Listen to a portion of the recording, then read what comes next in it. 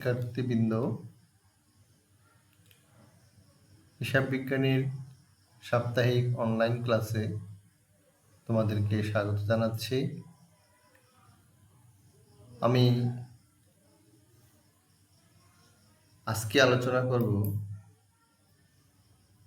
হিসাব বিজ্ঞান দ্বিতীয় পত্রের ৮ম অধ্যায়, যার শিরোনাম হচ্ছে মজুদ পণ্যের হিসাব রক্ষণ পদ্ধতি বা অ্যাকাউন্টিং ফর ইনভেন্টরি। তো বিস্তারিত ভাবে আলোচনার পূর্বে আমি তোমাদের উদ্দেশ্যে দু একটি কথা বলতে চাই। সেটি হচ্ছে, শিক্ষক হিসাবে সবসময়ই বা নিরন্তর আমাদের প্রত্যাশা যেটি, সেটা হচ্ছে তোমরা সুস্থ আছো, ভালো আছো এবং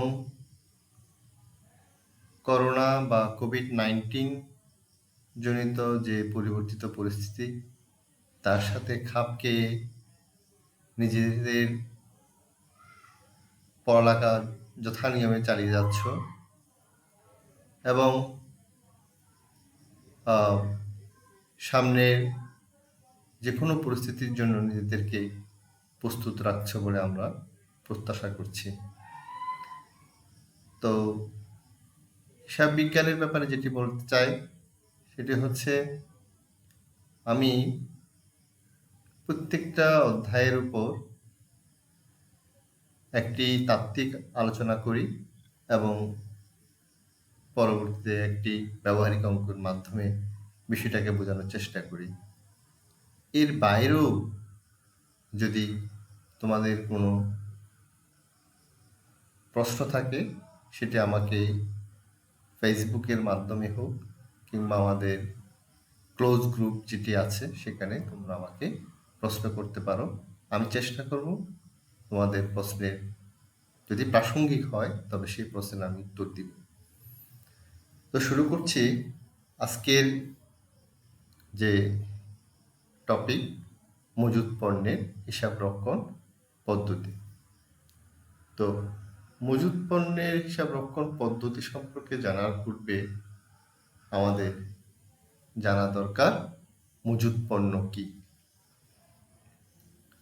মজুদ পণ্য খুবই পরিচিত একটি শব্দ তোমাদের, এবং একাদশ শ্রেণীতে ভর্তির পর যখনই তোমরা হিসাব বিজ্ঞানের ক্লাস করা শুরু করেছো তখন থেকে এই শব্দের সাথে তোমরা পরিচিত, কিন্তু কখনো মজুদ পণ্যের সংজ্ঞা নির্ণয়ের হয়তো প্রয়োজন পড়ে না, আমরা চেষ্টা করি নাই। তো দেখা যাক মজুদ পণ্য বলতে আমরা কি বুঝি, একটু জানার চেষ্টা করি। মজুদ পণ্য হচ্ছে বিক্রয়ের উদ্দেশ্যে সংগৃহীত পণ্যের বা উৎপাদন কাজে ব্যবহারের জন্য সংগৃহীত কাঁচামালের যে অংশটি একটি নির্দিষ্ট তারিখে অবিক্রিত বা অব্যবহৃত অবস্থায় প্রতিষ্ঠানে বা গুদামে থাকে, সেটাকে আমরা বলবো মজুদ পণ্য। আমি আবার বলছি, বিক্রয়ের উদ্দেশ্যে ক্রয়কৃত পণ্যের কিংবা উৎপাদন কাজে ব্যবহারের উদ্দেশ্যে সংগৃহীত কাঁচামালের যে অংশটুকু একটি নির্দিষ্ট দিনে অবিক্রিত কিংবা অব্যবহৃত অবস্থায় প্রতিষ্ঠানে বা গুদামে থাকে, সেটাকে আমরা বলবো মজুদ পণ্য। তাছাড়া উৎপাদন প্রক্রিয়ায় অর্ধপ্রস্তুত যে পণ্য থাকে সেটাকেও আমরা মজুদ পণ্য হিসাবে গণ্য করতে পারি। আবার প্রতিষ্ঠানের প্রকৃতি ভেদে মজুদ পণ্য বিভিন্ন রকম হতে পারে। যেমন একটি মার্চেন্ডাইজিং কোম্পানি বা পণ্য দ্রব্যের ক্রয় বিক্রয়কারী প্রতিষ্ঠানে শুধুমাত্র বিক্রয়যোগ্য পণ্যেরই মজুদ থাকে, কিন্তু একটি উৎপাদনকারী প্রতিষ্ঠানে 3 ধরনের মজুদ থাকতে পারে। যেমন কাঁচামালের মজুদ, অর্ধপ্রস্তুত মজুদ এবং তৈরি পণ্যের মজুদ। 3 ধরনের এই মজুদ পণ্য থাকতে পারে। এ হচ্ছে মোটামুটি মজুদ পণ্যের পরিচয়। এবার আমরা জানব মজুদ হিসাব রক্ষণ পদ্ধতি সম্পর্কে বা ইনভেন্টরি সিস্টেম সম্পর্কে। মজুদ পণ্যকে আমরা স্টক কিংবা ইনভেন্টরি বলি। স্টকটা ব্রিটিশ টার্মিনোলজি, অর্থাৎ সনাতনী সব ইংরেজি হিসেবে ব্যবহার করি, আর আধুনিক বা আমেরিকান পদ্ধতিতে আমরা এটাকে ইনভেন্টরি বলি। তো মজুদ হিসাব রক্ষণ পদ্ধতি বলতে আমরা কি বুঝবো? মজুদ হিসাব রক্ষণ বলতে বোঝায়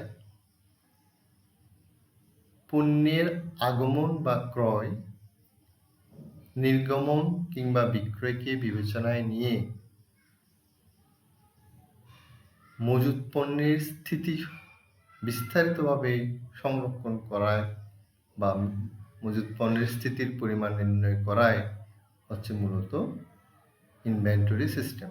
অর্থাৎ পণ্যের আগমনকে বিবেচনায় নিতে হবে প্রতিষ্ঠানে, এবং প্রতিষ্ঠান হতে পণ্যের নির্গমনকে বিবেচনায় নিতে হবে, নিয়ে কি পরিমাণ মজুদ পণ্যের স্থিতি রয়েছে, তার মূল্য, পরিমাণ ইত্যাদি হিসাব রক্ষণকে আমরা বলি মজুদ পণ্যের হিসাব রক্ষণ পদ্ধতি। এখন এই মজুদ পণ্য হিসাব রক্ষণের পদ্ধতি 2 রকমের হতে পারে। একটাকে আমরা বলি নিত্য বা অবিরত মজুদ পদ্ধতি, আরেকটিকে আমরা বলি কালান্তিক মজুদ পদ্ধতি। ইতিমধ্যে তোমরা হয়তো এই দুটি পদ্ধতির নাম শুনে থাকবে এবং একাদশ শ্রেণীতে কিছুটা, তথাপি আমি এখানে একটু বলতে চাচ্ছি এই 2 পদ্ধতি সম্পর্কে। নিত্য বা অবিরত মজুদ পদ্ধতি বলতে কি বুঝবো? নিত্য বা অবিরত মজুদ পদ্ধতি হচ্ছে যদি মজুদ পণ্যে হিসাব সংরক্ষণের ব্যাপারটি সারা বছর চলতে থাকে, অর্থাৎ প্রতিবার ক্রয়, প্রতিবার বিক্রয়, প্রতিবার ফেরতের সাথে সাথে মজুদের স্থিতি পরিমাণ নির্ণয় করা হলে সেটাকে আমরা বলি নিত্য বা অবিরত মজুদ। এই শব্দের শাব্দিক অর্থ থেকে এটার বোঝা যায় যে অবিরত, প্রতিনিয়ত, সবসময় যখন মজুদের হিসাব সংরক্ষণ করা হয়, বছরের বা হিসাবকালের সব সময় যখন মজুদ পণ্যের হিসাব সংরক্ষণ করা হয়, তখন সেটাকে বলা হয় নিত্য বা অবিরত। এখানে সবসময় বলতে অর্থাৎ যতবারই পণ্য ক্রয় করা হবে, গুদামে পণ্য আসবে কিংবা গুদাম থেকে পণ্য চলে যাবে, প্রতিবারই হিসাব সংরক্ষণ করা হবে, তখন সেটাকে বলা হবে নিত্য বা অবিরত মজুদ পদ্ধতি।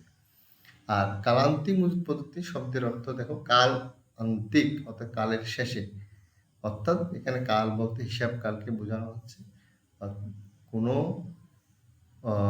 প্রতিষ্ঠান যদি মজুদ পণ্যের সারা বছর হিসাব সংরক্ষণ না করে, কেবল হিসাবকালের শেষে গোডাউন বা গুদামে ঢুকে মজুদের হিসাব গণনা করে, হিসাব সংরক্ষণ করে, কেবল একটি নির্দিষ্ট দিনেই এই মজুদ পণ্যের পরিমাণ, মূল্য সম্পর্কে জানা যাবে, সেটাকে আমরা বলি কালান্তিক মজুদ পদ্ধতি। অর্থাৎ এক্ষেত্রে সারা বছর হিসাব সংরক্ষণ করা হয় না, প্রতিবার পণ্য আসলে কিংবা প্রতিবার পণ্য বিক্রয় করার মাধ্যমে পণ্য চলে গেলে হিসাব সংরক্ষণ করা হয় না মজুদের, কেবল হিসাবকালের শেষেই মজুদের হিসাব মূল্য বা পরিমাণ নির্ণয় করা হয়, সেটাকে আমরা বলি কালান্তিক মজুদ পদ্ধতি।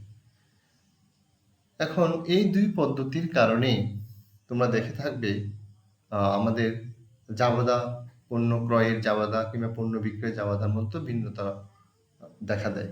যেমন নিত্য বা অবিরত মজুদ পদ্ধতিতে আমরা পণ্য ক্রয়ের জাবাদা বলি যে পণ্য মজুদ ডেবিট, নগদে ক্রয় করলে নগদান হিসাব ক্রেডিট। আর কালান্তিক মজুদ পদ্ধতিতে পণ্য ক্রয় করা হলে আমরা বলি ক্রয় ডেবিট, নগদান হিসাব ক্রেডিট।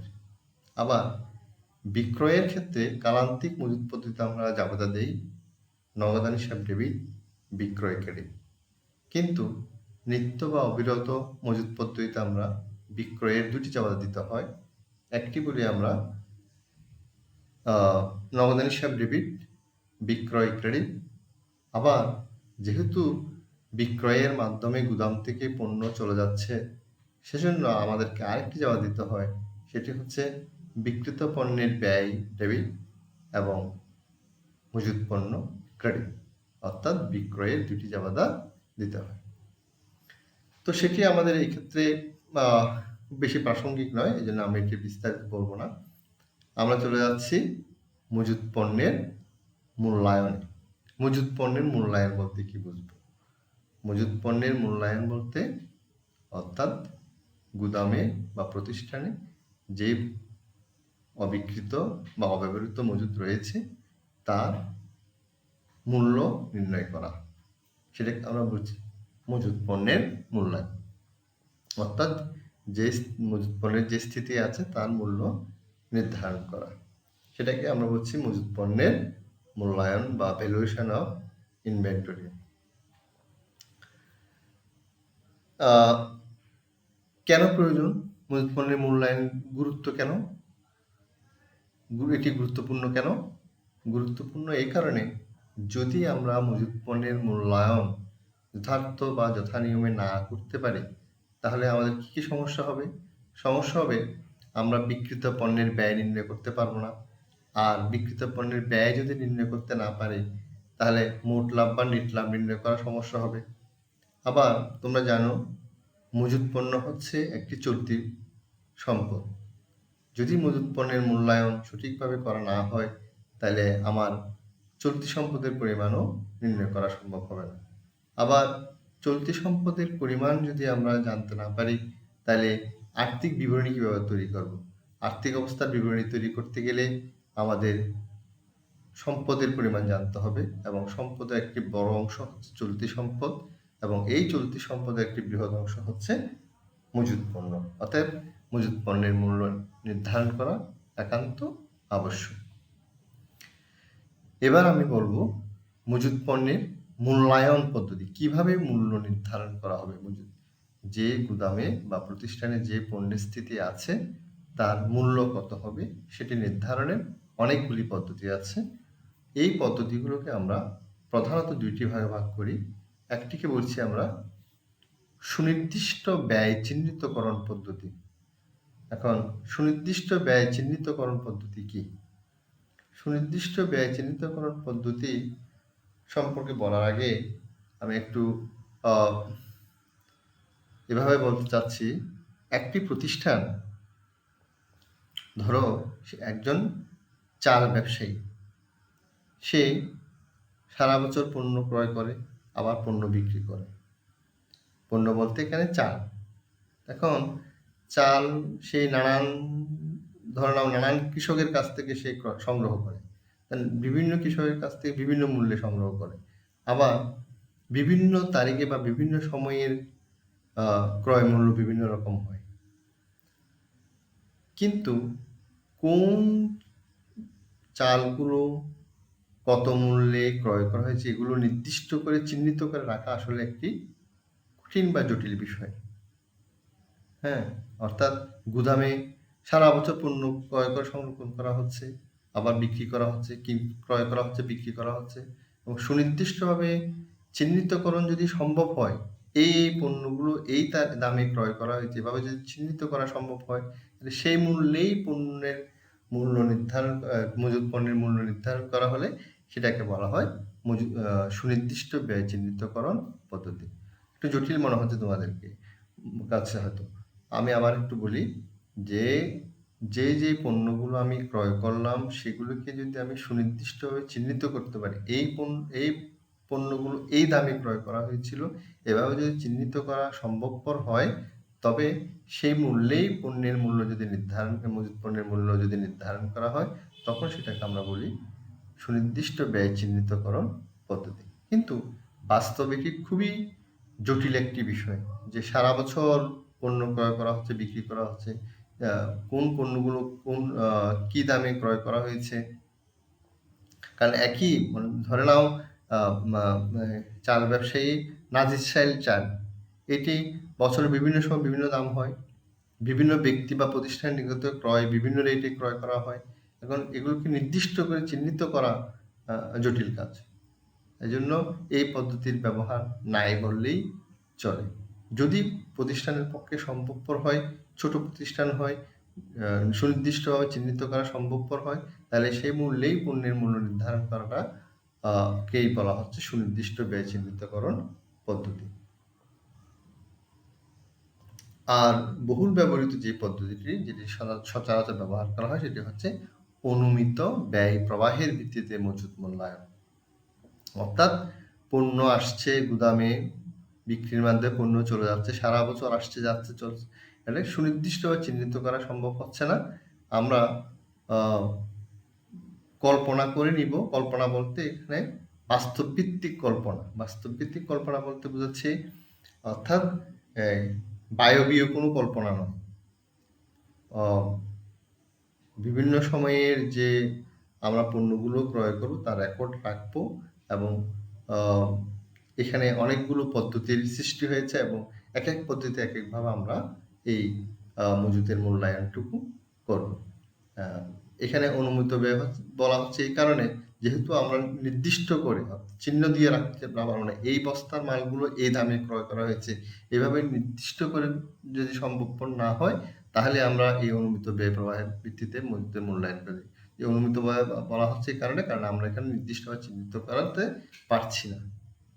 তো এক্ষেত্রে একাধিক পদ্ধতি আছে। প্রথমটি হচ্ছে আগের মাল আগে ছাড় পদ্ধতি, তারপর শেষের মাল আগে ছাড় পদ্ধতি, এবং ভারযুক্ত গড় পদ্ধতি। যদিও আমি এখানে তিনটি পদ্ধতি নিয়ে আলোচনা করব, কিন্তু তোমাদের সিলেবাসে আছে কেবল দুটি পদ্ধতির কথা বলা আছে। একটা হচ্ছে আগের মাল আগে ছাড়, আর দ্বিতীয়টি হচ্ছে ভারযুক্ত গড় পদ্ধতি। যেহেতু আগের মাল আগে ছাড় পদ্ধতির সাথে খুবই সামঞ্জস্য, মানে পাশাপাশি আরেকটি নাম চলে আসে শেষের মাল আগে ছাড়। যদিও এটি সিলেবাসে উল্লেখ নাই, তথাপি আমি এটি প্রাসঙ্গিকভাবে আলোচনা করব। এর বাইরেও অনেকগুলো মজুত মূল্যায়ন পদ্ধতি রয়েছে। যেহেতু সিলেবাসে তোমাদের সুনির্দিষ্ট করে দেওয়া আছে, এজন্য আমি অন্যান্য পদ্ধতিগুলোকে অ্যাভয়েড করে কেবল এই তিনটি পদ্ধতি সম্পর্কে বিস্তারিতভাবে আলোচনা করব। তো আগের মাল আগে ছাড়, এটাকে আমরা ইংরেজিতে বলি ফার্স্ট ইন ফার্স্ট আউট। এই জন্য এফ মানে ফার্স্ট, আই মানে ইন, এফ মানে আউট, ফার্স্ট, ও মানে out, first in first out. এটাকে আমরা ফাইফো বা ফিফো উচ্চারণ করি।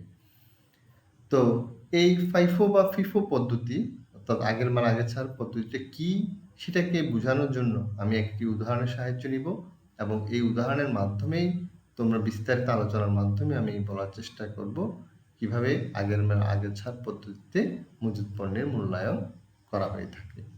চলো আমরা উদাহরণটা দেখি।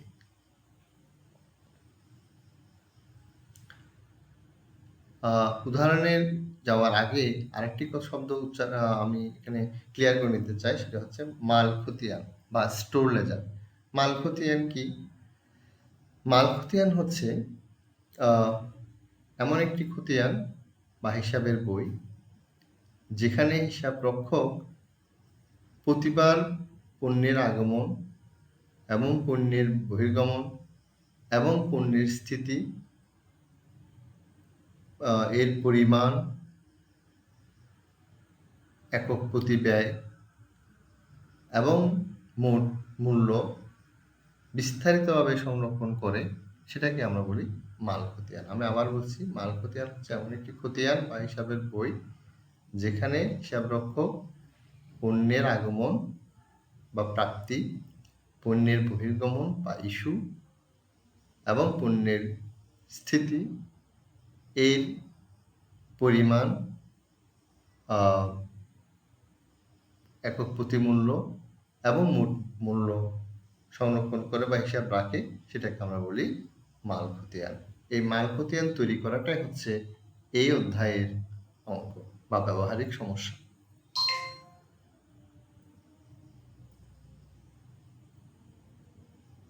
আহ, আমরা একটা সমস্যা নিয়ে আলোচনা করব এবং এই সমস্যা আলোচনার মাধ্যমে আমি তোমাদের মূল্যায়ন পদ্ধতিগুলো বোঝানোর চেষ্টা করব। আগের মাল আগে ছাড় পদ্ধতি, শেষের মাল আগে ছাড় পদ্ধতি এবং ভারযুক্ত গড় পদ্ধতি। এখানে যে উদাহরণটা আমি দেখাচ্ছি সেটা হচ্ছে রহমান এন্ড ব্রাদার্সের মে 2020 এর পণ্য ক্রয় ও বিক্রয় সংক্রান্ত তথ্য নিম্নরূপ। তিনটি তথ্য দেওয়া আছে, একটা হচ্ছে মজুদ, একটা হচ্ছে নগদ ক্রয়, আর একটা হচ্ছে নগদ বিক্রয়। মজুদ মে 1 অর্থাৎ মের 1 তারিখে প্রতি একক 40 টাকা হারে 200 একক পণ্য আছে গোডাউনে এবং এর দাম হচ্ছে 8,000 টাকা। এটা হচ্ছে গোডাউনে আমার 2000 একক পণ্য আছে, প্রতি এককের দাম 40 টাকা, 8,000 টাকা দাম মোট দাম। আমি মে মাসে 3 বার পণ্য ক্রয় করছি। মের 10 তারিখ 45 টাকা হারে ক্রয় করছি 500 একক, যার মোট মূল্য 22,500 টাকা। মের 20 তারিখ প্রতি একক 47 টাকা 50 পয়সা হারে ক্রয় করছি 400 একক, মোট মূল্য 19,000 টাকা। মের 30 তারিখ প্রতি একক 50 টাকা হারে 300 একক, মোট মূল্য 15,000 টাকা। এগুলো ক্রয় করছি। আর বিক্রি করছি দুইবার। একবার বিক্রি করছি 15 তারিখ মে মাসে 15 তারিখ প্রতি 60 টাকা হারে 500 একক এবং মে মাসে 25 তারিখ বিক্রি করছি 65 টাকা হারে 400 একক। এখন আমাদের কাজ হচ্ছে এখান থেকে আমরা মাল খতিয়ান প্রস্তুত করব। মাল খতিয়ান বলতে এখানে মজুদের হিসাব যেভাবে রাখবো, যে খতিয়ানের মাধ্যমে হিসাব রক্ষক সংরক্ষণ সেটা আমরা তৈরি করব। তো তৈরি করার জন্য আগে বলছিলাম যে আমরা একাধিক পদ্ধতির মধ্য থেকে 3টি পদ্ধতি ব্যবহার করা শিখবো। একটা হচ্ছে ফাইফো বা ফিফো, আর একটা হচ্ছে লাইফো, আর একটা হচ্ছে ওয়েটেড অ্যাভারেজ বা ভারযুক্ত গড় পদ্ধতি। তো আজকে আমি যে পদ্ধতিটা বিস্তারিত শিখবো সেটা হচ্ছে আগের মাল আগে ছাড় পদ্ধতি। এই হচ্ছে আমাদের মাল খতিয়ানের ছক। দেখো এখানে আমাদের ঘর আছে, কলাম হচ্ছে তারিখ, বিবরণ। এই বিবরণ কলামটি ঐচ্ছিক, কোনো বইয়ে বা লেখক এটি অ্যাভয়েড করে, এটা না দেখিয়েও করা যেতে পারে। আমরা দেখানোটাকে ভালো মনে করছি, দেখাচ্ছি, না দেখালেও চলবে। প্রাপ্তি, ইস্যু এবং উদ্বৃত্ত। প্রাপ্তি বলতে পণ্যের আগমন, ইস্যু বলতে পণ্যের বহির্গমন এবং উদ্বৃত্ত হচ্ছে পণ্যের স্থিতি বা মজুদ। তো এখানে প্রত্যেকটা এই কলামগুলোকে আমরা 3টি উপকলামে ভাগ করছি। একটা হচ্ছে পরিমাণ, দর, মূল্য। পরিমাণ, দর, মূল্য। পরিমাণ, দর, মূল্য। পরিমাণ বলছে ওজন। ওকে, তোমাদের নিশ্চয় মনে আছে যে আমরা মের 1 তারিখ আমাদের মজুদ ছিল 200 একক 40 টাকা হারে। এই যে লিখলাম প্রারম্ভিক মজুদ, আমার মজুদের ঘরে লিখলাম 200 একক 40 টাকা হার বা দর এবং মোট মূল্য হচ্ছে আমাদের 8,000 টাকা, এই লিখলাম। এখন আসো তারিখগুলো আমাদেরকে ক্রমান্বয়ে লিখতে হবে। প্রথম হচ্ছে মের 10 তারিখ। এখানে অনেক সময় এলোমেলো করে ফেলা হয়, স্টুডেন্টরা বুঝতে পারে না, তারিখগুলোকে একটু নজর দিতে হয়, কারণ বিক্রয়েরও তারিখ থাকবে, ক্রয়েরও তারিখ। এটা সিরিয়ালটা মেনটেন করাটা খুবই দরকার। মের 10 তারিখ আমরা পণ্য ক্রয় করেছি 500 একক 45 টাকা হারে, মোট মূল্য 22,500 টাকা। এখন দেখো এটা গোডাউনে আমার গোডাউনে এখন দুই রেটের পণ্য আছে। 200 একক যেগুলো আগের পণ্য, সেগুলোর মূল্য হচ্ছে 40 টাকা হারে। আবার নতুন ক্রয় করছি 500 একক, যার একক প্রতি মূল্য হচ্ছে 45 টাকা এবং মোট মূল্য হচ্ছে 22,500 টাকা। দুই রেটের আমি আলাদা করে এখানে দেখিয়েছি। সমস্যাটা দেখা দিবে যখন আমরা পণ্যের নির্গমন ঘটবে বা বিক্রি করবো। যেমন মেয়ের পণ্যতে আমরা বিক্রি করছি, কয়টা বিক্রি করছিলাম 500টা। বিক্রয় মূল্যটা এখানে ফ্যাক্টর না, ফ্যাক্টর হচ্ছে যে 500 একক পণ্য বিক্রি করছি, বিক্রি করলে আমার গোডাউন মাল ছিল মোট 700 একক, 200 এবং 500 মোট 700 একক। এই 700 একক থেকে 500 একক বিক্রি করে ফেললে 15 তারিখে আমার গোডাউনে পণ্য থাকবে আর 200 একক। প্রশ্ন হচ্ছে এই 200 একক পণ্যের মূল্য কত হওয়া উচিত? এখন আমরা যখন পণ্য বিক্রি করছি তখন 500 একক চলে যাবে। এখন কোন পণ্যগুলো যাবে? কিভাবে এই 200 একক যেগুলো পুরাতন ছিল সেগুলো আগে যাবে নাকি নতুন ক্রয় করছি সেগুলো আগে যাবে? হ্যাঁ, সেটি নির্ভর করবে আমাদের পদ্ধতির উপর। যদি আমরা FIFO বা আগের মাল আগের ছাড় পদ্ধতিতে করতে চাই তাহলে আগের মাল আগে ছাড় সব দেখো, অর্থাৎ বলছে যে মালগুলো আগে আসছে সেগুলোকে আগে ছেড়ে দাও। আগে আসছে বলতে এখানে বোঝাচ্ছে যেগুলো প্রারম্ভিক মজুদগুলো আগে আসছিল গোডাউনে, তাহলে সেগুলো আগে চলে যাবে, তাহলে এই 200 একক আগে চলে যাবে। তো 200 একক যাবে, কিন্তু মাল তো বিক্রি করছি আমি 500 একক, তাহলে এই 200 যাবে, সাথে এই 500 থেকে 300 চলে যাবে। এই জন্যই আমরা 200 একক যাচ্ছে 40 টাকা করে 8,000 টাকা, এবং এই 500 থেকে 300 একক চলে যাবে, সেগুলো হচ্ছে 45 টাকা হারে চলে গেল 13,500 টাকা। এগুলো বিক্রি করে ফেললাম, তাহলে আমার আর কাছে 200 টাকা আছে। এই 200 টাকার মূল্য কত হবে? যেহেতু আগেরগুলো আগে চলে গেছে, এই পরের 45 টাকা দামের পণ্য রয়ে গেছে, অর্থাৎ আমাদের মজুদের মূল্য হবে 9,000 টাকা। এটাকে বলা হচ্ছে আগের মাল আগে ছাড় পদ্ধতি, অর্থাৎ পুরাতন পণ্যগুলোকে আগে বিক্রির মধ্যে দেখিয়ে ফেলতে হবে এবং স্থিতি থাকবে, নতুন পণ্যগুলো যেগুলো পরে আসছে সেগুলো মজুদের মধ্যে থেকে যাবে। 520 তারিখে আবার ক্রয় করছি 400 একক পণ্য, এবার আমরা ক্রয় করছি 47.5 টাকা হারে, মোট মূল্য হচ্ছে 19,000 টাকা। এখন আমার গোডাউনে 2 রেটের মূল্য আছে, পণ্য আছে, 200 একক আছে যেগুলোর দাম 45 টাকা হারে, আবার 400 একক পণ্য আছে যেগুলোর মূল্য 47.5 টাকা হারে 19,000 টাকা। মের 25 তারিখ আবার পণ্য বিক্রি করলাম, এবার বিক্রি করছি 400 একক বিক্রি করছি। এখন 400 একক বিক্রি করছি, তাহলে কোন পণ্যগুলো যাবে? যেহেতু আমরা অনুসরণ করতেছি আগের মাল আগে ছাড় পদ্ধতি, তাহলে এই 200 একক আগে চলে যাবে, এগুলো পুরাতন মাল, এগুলো আগে চলে যাবে, চলে গেল, আর এই 400 থেকে 200 যাবে। ফলে এই দেখো 200 একক গেল 45 টাকা হারে 9,000 টাকা, আর এখান থেকে 200 গেল 247.5 টাকা হারে 9,500 টাকা। তাহলে আমার স্থিতি 200 একক এবং 47.5 টাকা হারে 9,500 টাকা হচ্ছে আমার মজুদের মূল্য। আসো 30 তারিখ, 30 তারিখ আবার পণ্য ক্রয় করছি, এবার 300 একক 50 টাকা হারে 15,000 টাকা। তাহলে আমার গোডাউনে মোট পণ্য আছে, আগের 200 একক ছিল, নতুন ক্রয়কৃত 300। 200 এককগুলো 47.5 টাকা হারে 9,500 টাকা, এবং 300 এককগুলো 50 টাকা হারে 15,000 টাকা। এই 9,500 এবং 15,000 টাকা মিলে আমার 24,500 টাকা। এটাই হচ্ছে আমার মের 30 তারিখে মজুদের মূল্য। এই মজুদ মূল্য নির্ধারণ করাটাকে আমরা বলছি মজুদ মূল্যায়ন পদ্ধতি, এবং আমরা এই অঙ্কটা করলাম কোন পদ্ধতিতে? FIFO পদ্ধতি। এখানে লেখা আছে FIFO পদ্ধতি। যদি LIFO হয় তাহলে এটা ভিন্ন হবে, অর্থাৎ শেষের দিক থেকে পণ্যগুলো আগে চলে যাবে এবং পুরাতন পণ্যগুলো থেকে যাবে, তার ভিত্তিতে পণ্যের মূল্য নির্ধারণ করতে হবে। এবং ভারযুক্ত গড় পদ্ধতি, সেটা নিয়ে আমি পরবর্তী ক্লাসে তোমাদেরকে আলোচনা করে দিব এবং ব্যবহারিক অঙ্ক করে দেখাবো। তো আজকে এই পর্যন্ত, ধন্যবাদ তোমাদেরকে, সবাই ভালো থাকবা।